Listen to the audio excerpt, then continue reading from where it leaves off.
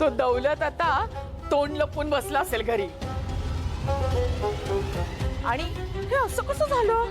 माझे सासरे असं काही करूच शकत नाहीत असा पाढा वाचत श्रावणी बसली असेल. तिला काय वाटलं अलकनंदाला हरवणं एवढं सोपं आहे? या पटलावरची राणी एकच, अलकनंदा.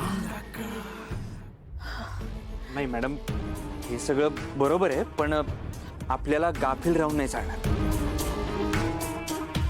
म्हणजे ती श्रावणी अभ्यासात जरी हुशार नसली तरी आपण जे काही केलंय त्याचा सुगावा लागायला तिला वेळ नाही लागणार.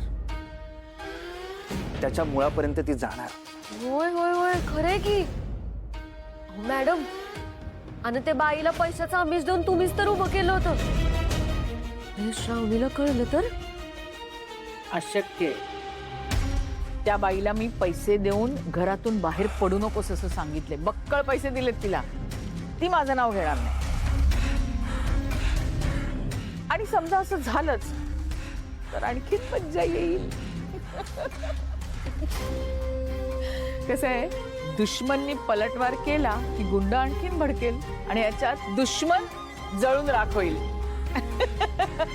मग श्रावणी कसं सिद्ध करणार की हे सगळं मी केलंय? सांग बघू.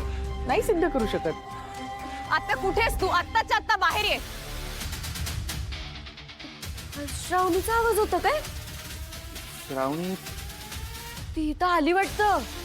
श्रावणी आली म्हणजे तुम्ही केलेलं हे कारस्थान तिला कळलं की काय?